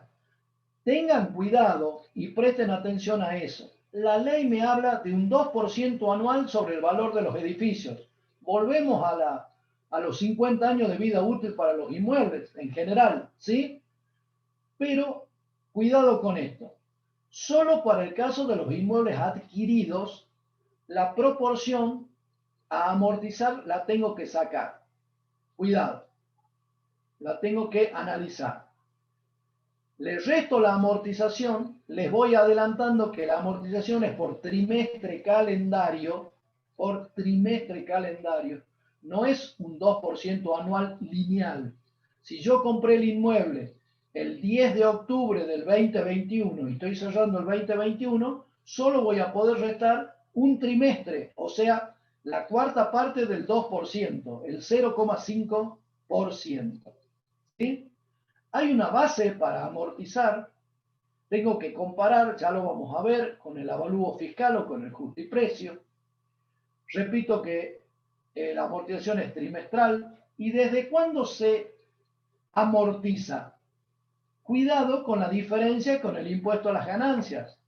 En el impuesto a las ganancias, un inmueble alquilado se amortizaba para deducir su amortización desde el trimestre que se lo afectaba a la producción de la renta. Yo puedo haber comprado un inmueble hace 2 años, tenerlo ahí como inversión, no poderlo alquilar porque no quería o no podía, y a lo mejor lo alquilo ahora. ¿Desde cuándo empiezo a restarle la amortización? Le resto la amortización para la evaluación del inmueble desde la compra para bienes personales. Bienes personales, ¿qué quiere? El valor residual actualizado, no importa, desde lo que vale el bien. No importa si estuvo afectado a ganancia, si obtuvo ganancia o no obtuvo ganancia. Esa es la comparación que tenemos que hacer con la ley de impuesto a las ganancias. Y una recomendación, una vez más, siempre que les toque estudiar impuestos, traten de estudiarlo comparativamente. Es la manera más profunda, más segura de entenderlo y de recordarlo. ¿Cuál es la diferencia en las amortizaciones? En ganancias, desde que lo afecto. En bienes personales, desde la compra, desde la adquisición, desde el ingreso al patrimonio. ¿Qué pasa si tengo mejoras? Si tengo minas, canteras y bosques, es un caso muy particular. Todo es aplicación supletoria del impuesto a las ganancias. Las mejoras, ¿cómo se amortizan? Lo mismo que dice ganancias, por el lapso de vida útil que le reste al bien respectivo y a partir de que habilite la mejora, si antes no existe la mejora. Si no tengo habilitada la mejora, lo que tenía era una obra en construcción. No la puedo amortizar. Pero está bien que la normativa lo vuelva a poner. Me parece correcto. Avancemos un poquito.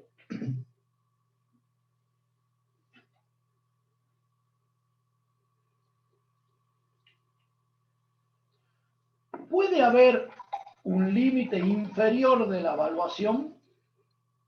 Sí, puede haber.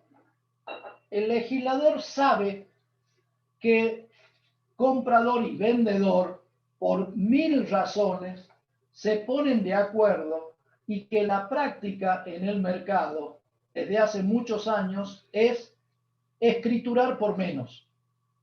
Hacer el contrato por menos de lo que vale.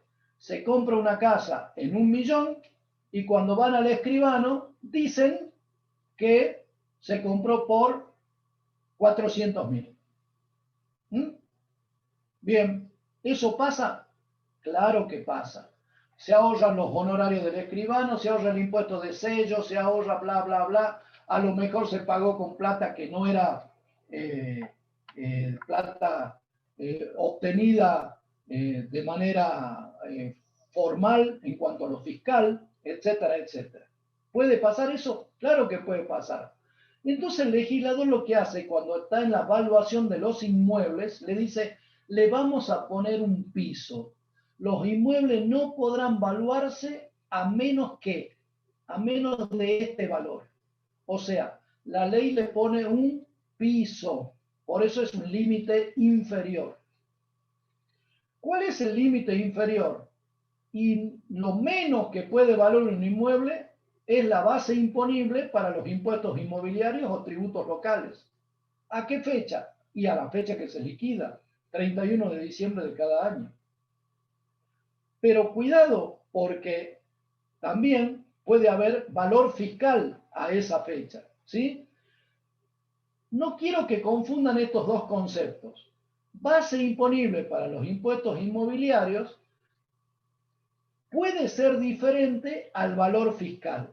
Por ejemplo, la base imponible puede ser el 200% del valor fiscal. La base imponible podría ser, por ejemplo, para la municipalidad de Salta, el 150% del valor fiscal o el 500% del valor fiscal. ¿Y por qué dirían ustedes? Marcelo Jayet está tirando ideas locas. No, fíjense que las evaluaciones fiscales en la provincia de Salta no se actualizan desde el año 90 y pico. No me animo a decir 92, 93, pero debo andar muy, muy cerca. Fíjense cuánto vale, según la municipalidad, en la boleta del impuesto inmobiliario, cuál es el valor fiscal de esas boletas. Y van a encontrar que una casa que se vende en, no sé, 3 millones de pesos, el valor fiscal dice 30.000, por tirar una cifra cualquiera. Entonces, lo primero que tiene que tener como piso es lo que la municipalidad dice que tiene como valor fiscal o como base imponible para los impuestos inmobiliarios. Cuidado cuando hacemos la comparación, porque si mi piso es el valor fiscal, cuando yo hago la comparación tiene que ser homogénea. Yo tengo un valor fiscal de mi casa que compré en el año 90 y dice 30.000 pesos.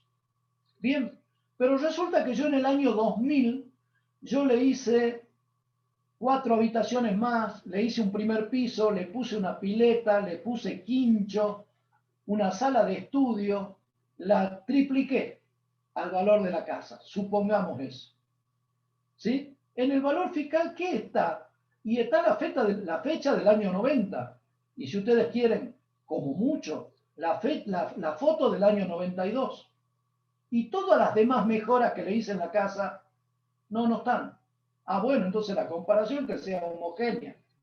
Valuemos, comparemos el valor fiscal hasta donde llegó la evaluación del valor fiscal y todo lo que fue mejora posterior, eso ya no tiene comparación. Lo tengo que sumar. ¿Eh? Pero la ley se dio cuenta de que las provincias son, diría un término que usa un amigo, demorosas, o sea, se demoran en actualizar los valores fiscales. Entonces la ley 27480, que es del año 2017, la ley 27480 estableció que iba a haber un valor fiscal único en todo el país, que iba a haber un organismo creado a tales efectos, ¿sí?, que iba a establecer los valores fiscales de manera federal, decía la ley. Por lo tanto, eso iba a traer como ventaja que en la recaudación del impuesto a los bienes personales, las valuaciones fiscales iban a estar mucho más actualizadas. ¿Qué pasó? Este organismo, como bien sabemos, no se constituyó nunca y por ende las valuaciones fiscales siguen siendo las mismas de antes. Entonces la ley de bienes personales ahora lo que tiene es un piso que es un piso móvil. ¿Cuál es el piso móvil? La evaluación fiscal del 2017. Pero si estoy liquidando 2020, tengo que tomar la evaluación fiscal del 2017 como piso y transformarla en móvil, o sea, actualizar ese valor fiscal hasta el 2017. Por ejemplo, para las liquidaciones del 2020, el valor fiscal del 2017 lo tengo que actualizar con este coeficiente, 3,0921. O sea, se triplicó la evaluación fiscal. El importe del valor mínimo. Se triplicó el valor fiscal para utilizarlo como ley, como base en función de la ley. ¿Está claro? ¿Qué quiso el legislador? Que como sospechaba que ese organismo no se iba a crear nunca, o si se creaba iba a ser demoroso, entonces directamente, mientras tanto, vamos actualizándolo por inflación. Ahí lo tienen. Ese es el coeficiente por IPC. El triple. Desde el 2017 al 2020, 300%. Sí, 300%. Qué bárbaro, ¿no? No parece, no nos damos cuenta. Vamos avanzando. Gracias.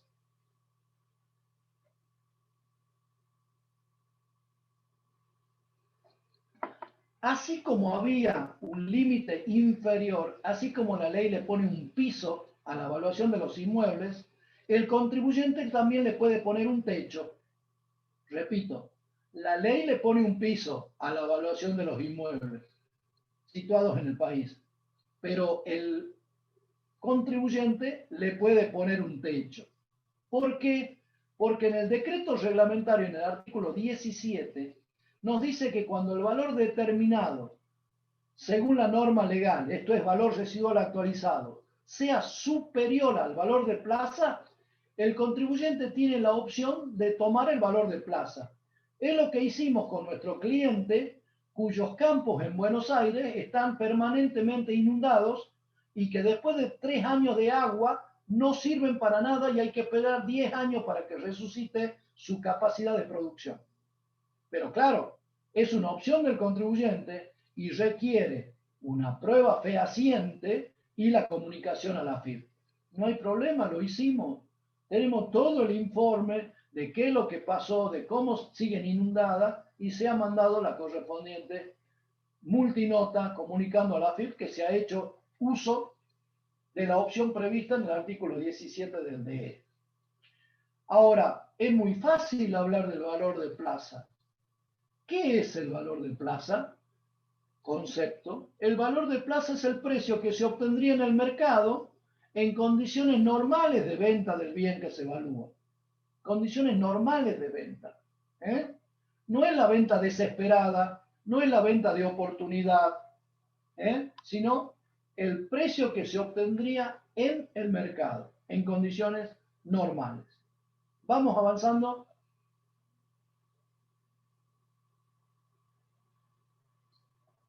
¿Qué le puedo restar a los inmuebles situados en el país? Dijimos, tengo el costo, a ese costo le sumo los gastos de adquisición, a eso lo tengo que actualizar. ¿Y qué le puedo restar? Le puedo restar según el destino que el contribuyente le haya dado a ese inmueble. Si es casa habitación del contribuyente, se puede restar el importe adeudado al 31 de diciembre de cada año, en concepto de créditos otorgados, cuidado, para la compra, construcción o mejora en ese mismo inmueble. No es que le puedo restar cualquier crédito que tengo, sino le puedo restar el importe adeudado al 31 de diciembre de lo que estoy debiendo cuando saqué el crédito para comprar el inmueble que estoy evaluando. No puedo restar la deuda de un segundo inmueble contra la evaluación del primero, que quede claro. O el saldo de un préstamo personal que me fui de vacaciones para la deuda del inmueble. Fíjense en la característica. Lo primero que la ley dice en concepto de créditos. Créditos a los cuales no le pone ningún aditamento, ningún apellido, ninguna condición. No dijo, y macheten ustedes ahí en la ley, no dijo créditos hipotecarios. Dijo créditos. Créditos, nada más, sin ningún aditamento. Y también dice, podrá deducirse el importe adeudado. Y acá hay dos interpretaciones. ¿Cuál es el importe adeudado? Y el importe adeudado puede ser, si yo estoy muy prolijo, el saldo de capital al 31 del 12. Pero si yo no soy tan prolijo y como consecuencia de la pandemia me atrasé y al 31 de diciembre debo 6 cuotas, no tengo que tomar el extracto del banco, lo que llaman la planificación o el desarrollo del préstamo y decir cuál hubiera sido el saldo, sino que tengo que sacar el verdadero saldo, o sea, todo lo que tengo en concepto de saldos, de cuotas de capital que integraron el préstamo. ¿Está bien? Y hay otra interpretación al cual yo estuve adherido mucho tiempo, que cuando la ley decía el importe adeudado, y si yo debía 6 cuotas, o sea, en junio del 2021 dejé de pagar, en la foto del 31 de diciembre, el importe adeudado es el saldo de capital más los intereses de mora de la cuota que vencía en junio, julio, agosto, septiembre, octubre, noviembre y diciembre. O sea, toda esa bola de intereses también, en mi humilde criterio, integraba o integra el concepto que dice la ley, el importe adeudado.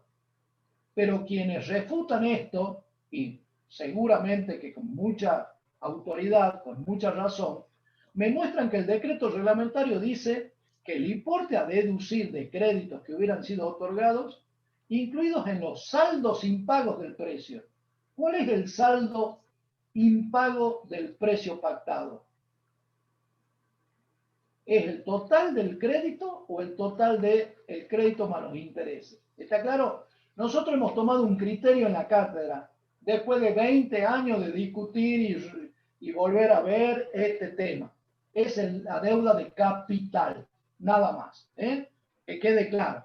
Pero vale otras argumentaciones y otra manera de interpretar o de pensar.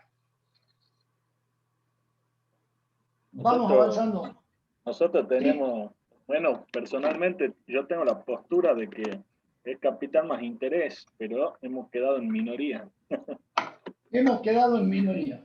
Ya perdí, después de 20 años de lucha y discusiones. No sé, porque recién como que te me quisiste dar vuelta y panquequeaste un poco.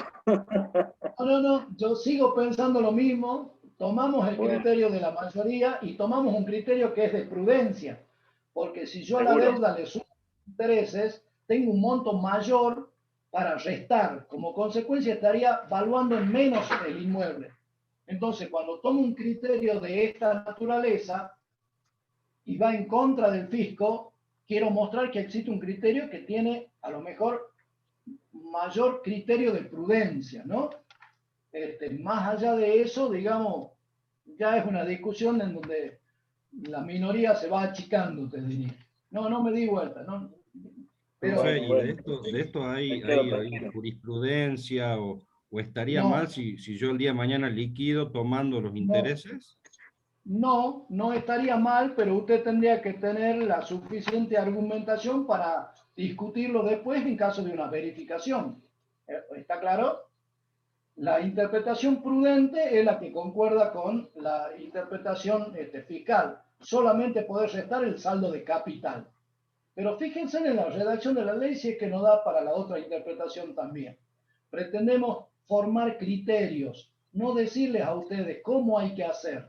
Ustedes tienen que tener criterio profesional para saber tomar la decisión oportuna en el momento que les toque tomarla profesionalmente. Y si toman un criterio, a bancarse las consecuencias profesionalmente. ¿Por qué lo tomé? ¿En base a qué? ¿De dónde lo saqué? ¿Quién me dijo? ¿Cuál es la jurisprudencia? Así que lo que pretendemos es formar criterios y cada vez que tenemos una opinión dividida, no hay ningún problema en mostrarle las distintas argumentaciones. Si eso es lo que nos enriquece, las diferencias, las discusiones, repetir como loro un criterio fiscal no creo que nos ayude en nada. ¿Ok? Vamos avanzando. ¿Qué pasa si es casa habitación? ¿Y no hay jurisprudencia al respecto? En este caso no. En este caso no. No que yo recuerdo. No que yo recuerdo. No hay. Vamos avanzando. Dijimos, si estamos evaluando un inmueble que es casa habitación del contribuyente, si vale menos, si está valuado, mejor dicho, si está valuado de acuerdo con las normas de la ley menos que 18 millones, la evaluación es cero. Ese inmueble queda en cero. No es que no integre la composición de bienes, sino que el valor directamente es cero. No está alcanzado. Vamos avanzando. Le damos un ejemplo. ¿Querés comentar, Joaquín? Así recupero mi voz. Bueno. Discúlpenme, estuvimos dando un curso con el contador Ibarguren ayer para el Consejo de Jujuy, 3 horas y media, y no me puedo recuperar del todo. Así que la gente más joven a lo mejor lo puede hacer. Vamos, haceme el favor. ¿Qué dice? Casa habitación adquirida con crédito hipotecario en casa habitación, que es adquirida con un crédito hipotecario en el año X0 a 500.000 pesos. El valor fiscal a esa fecha era de 100.000 pesos, 30.000 para terreno, 70.000 para la parte edificada. Al 31 de diciembre de X1, o sea, en el año siguiente al de la adquisición, el capital adeudado por el crédito obtenido correspondiente a las cuotas no vencidas, o sea, la deuda de capital, 200.000 pesos, pero lo que comentábamos recién, mantenía un retraso en el pago de 2 cuotas ya vencidas, cuyo capital era de 2.000 pesos cada una, o sea, 4.000 pesos. El valor fiscal o la base imponible del impuesto inmobiliario actualizado al 31 del 12 del X1, fecha de cierre de ejercicio del año que se liquida, es 168.000 pesos, y el valor de plaza al 31 de diciembre del X1, 650.000. ¿Estamos hasta acá? Vamos a pasar a la diapositiva siguiente, y si es necesario volveremos. Fíjense, para la evaluación se toma para el avalúo fiscal, dijimos, de la fecha de adquisición. Esa es una diferencia con ganancias a la hora de, ¿cómo se llama esto? De amortizar, se amortiza desde la adquisición, pero se toma el valor fiscal de la fecha de compra, el avalúo fiscal de la fecha de compra para establecer las proporciones de terreno y edificio. En cuanto a terreno, era el 30%, entonces 500.000 por 30% por 1, no se actualiza, 150.000, más el valor del edificio, 500.000 por el 70%, 350.000, menos la amortización acumulada del edificio. Fíjense que es 2% anual, tenemos 8 trimestres transcurridos, porque era del año X0, estamos al X1, se tomaron los 4 trimestres del primer año X0 y del segundo, 8 trimestres transcurridos, 14.000, y llegamos al valor residual actualizado de 486.000. Primera comparación, por eso le ponen A, versus tenemos valor residual actualizado versus valor fiscal o la base imponible del impuesto inmobiliario actualizada del año que se liquida, X1. De los dos hay que tomar el mayor. Y como 486.000 es mayor que 168.000, que era el avalúo fiscal, tomamos el valor residual actualizado. De A y B dice, tomo el mayor, 486.000. Fíjense que acá el valor de plaza también es mayor. La idea de la opción del valor de plaza para tomarlo es que sea menor y yo pueda probarlo. En este caso, como es mayor, dejamos de lado el valor de plaza, dejamos de lado y tomamos el menor, o sea, 486.000, seguimos con valor residual actualizado. La cosa moriría ahí, pero se trata de una casa habitación, y como el inmueble está destinado a ese fin, donde mora el contribuyente, tenemos la posibilidad, o la franquicia, o el beneficio de restar el capital adeudado a los fines de la determinación de la evaluación. No es que se computa un pasivo, sino que en esta mecánica de evaluación tenemos permitido esa franquicia de restar, dijimos, el capital adeudado. Y fíjense, vuelvo un momento, decía que el capital era 200.000, pero hay 2 cuotas de 2.000 que están vencidas e impagas. Se pueden computar también, por eso los 204.000. El valor computable, luego de hacer todo esto, quedaría en 282.000. Pero como es menor a 18 millones, que se le conoce como mínimo no imponible casa habitación de Pichetto, si recordamos la reforma que introdujo, entonces no juega para la evaluación. Toda esta historia, en realidad, la casa habitación, el contribuyente dentro de los bienes va a tener una casa, un auto, por ejemplo, su participación en la empresa unipersonal. Entonces, dentro... Perdón, ¿alguien me habla? Un micrófono abierto. Dentro de esos bienes, dentro de esa determinación del conjunto de bienes, la foto al 31/12, la casa habitación en este caso no va a integrar la foto, pasa a ser no alcanzado. Bien, gracias. Sigue. Quiero insistirle que el crédito es cualquier crédito, no tiene que cumplir la condición de que sea hipotecario. Y ahora comparen con ganancias para deducir los intereses de la casa habitación.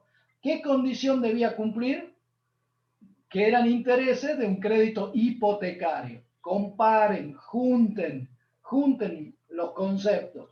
Es la manera mejor de, achicando la cancha, ver la pelota más cerca. Bueno, hay casos especiales de los inmuebles, que es lo más pesado de la evaluación de bienes personales. ¿Qué pasa cuando hay cesión gratuita de la nuda propiedad, pero con reserva de usufructo? Y es fácil. El cedente es el que deberá computar el valor total del inmueble. ¿Quién es el cedente? ¿De qué caso estamos hablando? Supongamos que yo, que soy una persona grande, tengo un único hijo que se llama Joaquín y los inmuebles directamente le cedo la nuda propiedad. Pero me reservo el usufructo, o sea que si lo alquilo, el fruto civil del inmueble, que es el alquiler, es mío. ¿Está claro? ¿Quién tiene el goce económico del bien? El que cedió la nuda propiedad. ¿Qué dice el decreto reglamentario? Si la cesión de la nuda propiedad ha sido gratuita y además se ha reservado el usufructo, como usted tiene el goce económico, usted es el que deberá computar el total del inmueble. O sea, yo voy a declarar un inmueble en bienes personales del cual en realidad no tengo el árbol, pero lo único que tengo son los frutos. Pero como el árbol fue cedido gratuitamente, que es la nuda propiedad, y tengo el goce económico, la ley dice, y sobre este bien, ¿quién puede pagar? El que está económicamente en condiciones. ¿Y quién mejor que está económicamente en condiciones que el que cobra el alquiler de ese inmueble? ¿Entienden el propósito del legislador? Entonces, si hay cesión gratuita, listo, no hay problema. El que cedió gratuitamente y se reservó el usufructo, el que declara. El que goza declara, decimos. Vamos acá. ¿Qué pasa con la cesión de la nuda propiedad, pero por contrato oneroso, pero con reserva de usufructo? Yo cedo la nuda propiedad, pero me reservo los frutos, pero esa cesión no es la del caso 1, que era gratuita, sino que es onerosa. Entonces, ¿qué hace directamente la ley y el decreto reglamentario? Parte el tema en mitades y dice la mitad al nudo propietario y la mitad para todos los usufructuarios. Así de fácil. No confundan la cesión gratuita con la cesión onerosa. Siempre, en ambos casos, existe la reserva de usufructo. Esto es bastante común, donde los padres van pasando los años, no quieren dejarle un problema sucesorio a sus hijos, ¿y qué es lo que hacen? Ceden la nuda propiedad y se reservan el usufructo. Ahora, ¿qué pasa en el caso particular de los condóminos cuando un inmueble es de propiedad de varias personas a la vez? Entonces, cada condominio tiene que incluir en su declaración la parte que le corresponde. Si el inmueble fue comprado por 3 personas o fue recibido por herencia por 3 hermanos, y cada uno declarará la porción que le tocó, 1/3. Así de fácil. Y algo que ya adelantamos, ¿qué pasa si estamos hablando de inmuebles rurales? Ya no distinguimos si son inmuebles rurales inexplotados. Se acabó esa discusión. Se acabó. Gracias a Dios. Se derogó a partir del 2019 impuesto a la ganancia mínima presunta. La ley que dice que los inmuebles rurales, y subrayen esto, cualquiera sea su destino o afectación, basta con que el inmueble sea rural, está exento del impuesto a los bienes personales. Exento. No es que se lo evalúa a cero, sino que no se lo evalúa. Directamente. Y está ahí podríamos en el recordar ¿sí? que antes estaba grabado, está exento en bienes personales porque en mínima presunta, en los artículos de sujeto, en el 2, tenía un caso muy particular que cuando las personas físicas eran titulares de inmuebles rurales, tributaban y a cedular por ese inmueble. Por eso la razón de la exención, pero como la ley de mínima presunta se derogó y la de bienes personales en este aspecto no se modificó, salvo en esa parte que diga cualquiera sea el destino o afectación, quedó exento, igual. Exactamente, exactamente. Era el viejo artículo 3º, inciso E, de ganancia mínima presunta. Que menos mal ya no está más. Claro, vamos a ver ahora. Hacía referencia al 2 de los sujetos. Correcto, correcto. Vamos a ver ahora qué pasa si el inmueble está en el exterior. Les anticipo algo, es mucho más fácil. Si el inmueble está en el exterior, tengo que tomar el valor de plaza en el exterior al 31 de diciembre. Si yo tengo un departamento en Camboriú, porque voy a pasar mis vacaciones merecidas ahí, tomo exámenes por Zoom, ahora ni siquiera tengo que volver a tomar examen, me voy a ir desde octubre hasta mayo, la próxima vez que pueda, y que me compre un departamento, por supuesto. Entonces, ¿qué tengo que hacer? Valor de plaza en el exterior al 31 del 12.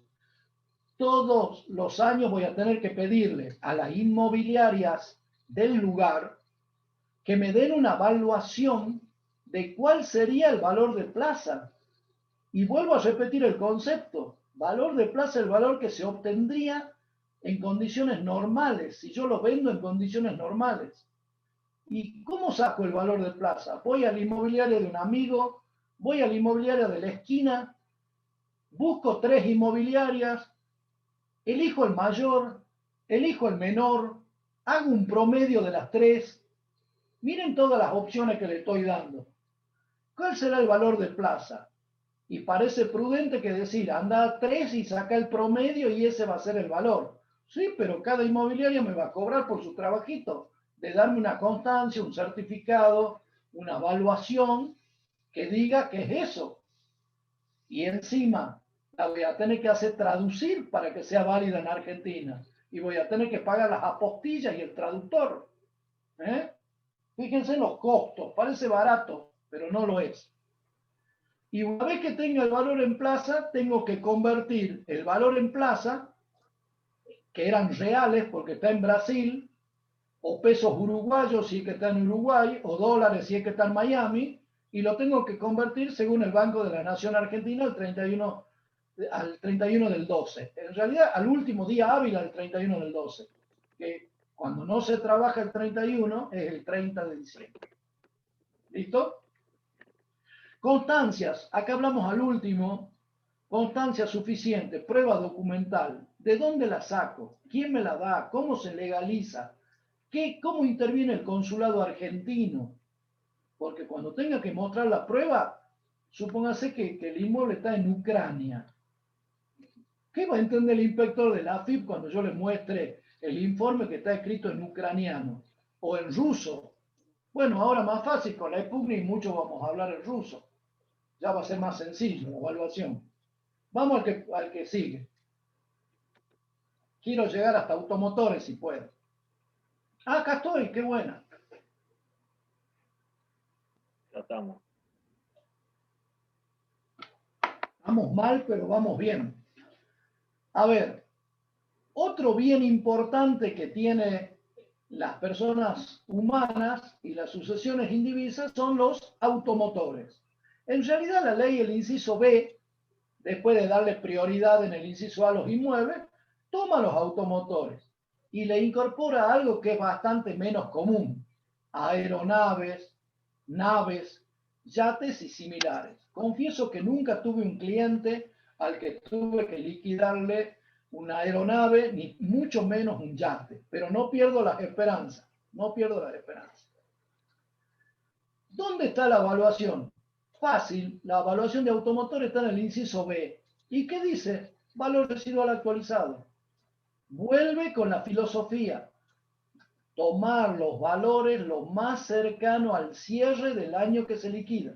Tomar los valores lo más actualizados, los más cercanos, los más reales. ¿Está bien? Bueno, incluye aquí, decimos, los casos en que estén afectados o no a las rentas que produzcan ganancias. Y siempre que su propietario revista la calidad de persona física. Yo tengo un auto y lo uso para mi profesión, renta de cuarta categoría independiente, por supuesto que deduzco una parte de amortización o no. Si es que estoy asesorado bien, no me conviene afectar el automóvil a la profesión. Pero supónganse que sea una camioneta y yo sea un ingeniero, sea un geólogo que trabaja en la puna, tengo una camioneta, soy sujeto de cuarta categoría, persona humana, hincha de River, existo. Tengo que evaluar una camioneta. ¿Cómo se evalúa? ¿Cómo se evalúa? Vamos viendo. Al costo de adquisición. Al costo de adquisición o valor de ingreso al patrimonio. Y ese costo de adquisición, ¿qué tengo que hacer? Actualizarlo. Y una vez que lo tengo actualizado, le tengo que restar la amortización. ¿Y cómo sería la amortización? La amortización surge del coeficiente anual de amortización que para este tipo de bienes fija la reglamentación o la AFIP. Ni la reglamentación ni la AFIP ha fijado los porcentajes que conocemos. Es de una vieja tabla del año 1979. 79. Que salió un indicativo, digamos, de la AFIP. Pero la profesión está conteste a decir, y los automóviles se amortizan en 5 años, los camiones y las camionetas también. Bueno, ese valor es el que generalmente se toma.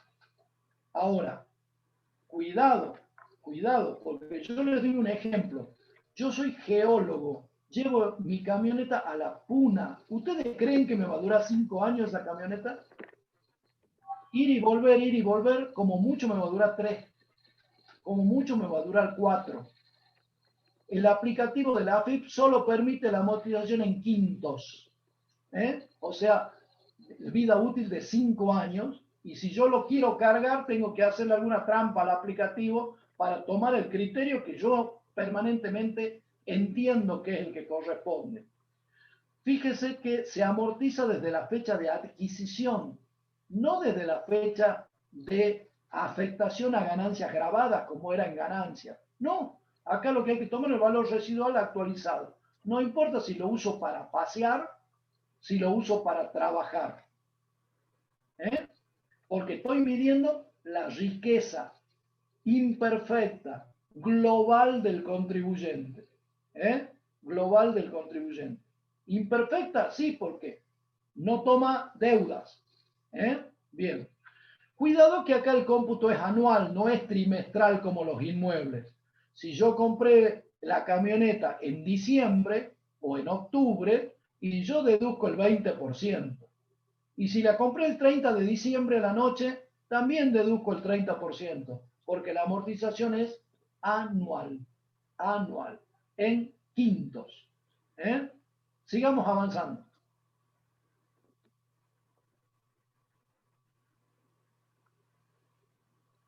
Hay un límite inferior y dice la AFIP, mire, así como los contribuyentes se ponen de acuerdo para subvaluar las adquisiciones en inmuebles, también pueden ser bastante traviesos para hacer los contratos por la compra de automotores.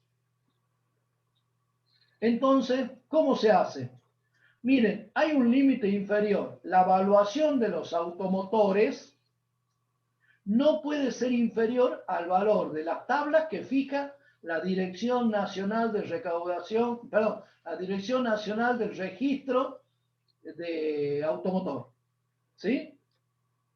De propiedad automotor. Esa es la sigla.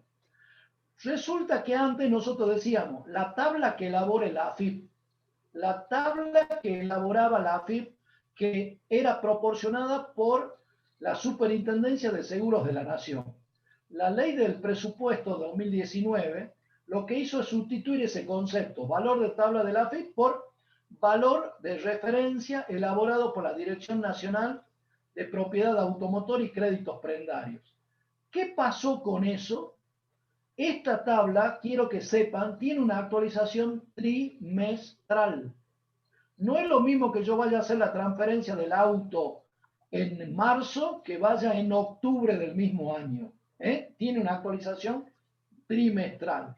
Ahí tienen ustedes el link para encontrar las evaluaciones y tienen para cumplir la tradición del viejo chiste, comprar un automotor por lo que dice la AFIP que vale y vendérselos a ellos si es que vale lo que dicen que vale.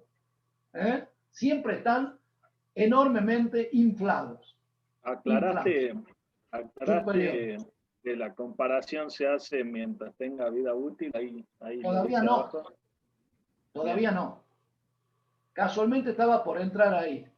Los automóviles tienen una vida útil. Entonces, existen mientras su costo no ha sido distribuido en el tiempo. Entonces, hay una comparación con tabla, pero solo mientras tengan vida útil. ¿Y cuántas veces lo voy a tener que comparar? O dicho de otra manera, ¿cuántas veces un automotor va a integrar la declaración jurada del contribuyente? Y la respuesta es 4. 4. El primer ejercicio que lo compró, el segundo, el tercero y el cuarto. Al finalizar el quinto año, su valor residual es 0, ya no tiene vida útil. Sin embargo, la AFIP sacó un dictamen que dice que el quinto año también hay que compararlo, al cual la doctrina criticó, discutió unánimemente, porque cuando no tiene vida útil es exactamente cuando está totalmente amortizado. Bien. Perdón, dejo de compartir porque me están pidiendo el aula Zoom por los parciales, algo así. Bueno. Estamos de acuerdo. Podemos dejar esta clase acá porque acá era el objetivo. Te pido que me captures el chat por si ha quedado alguna pregunta sin responder. Yo voy a seguir dando la clase teórica de bienes personales el lunes a las 18. Solo me queda agradecerle la presencia. La consulta que quedó pendiente ya fue respondida con la introducción. Si el automotor sufre algún siniestro, se declara igual por parte del contribuyente, ya lo dijo, ¿sí? Si el siniestro es menor, lo tiene que declarar igual el auto que está impecable a aquel que está todo abollado. Pero si el siniestro es total, y yo le entregué el vehículo a la compañía de seguros, ese automotor ya no existe como automotor. Porque la compañía de seguro lo tiene que dar de baja del Registro Nacional del Automotor cuando me paga el seguro por siniestro o destrucción total. Es el caso muy particular.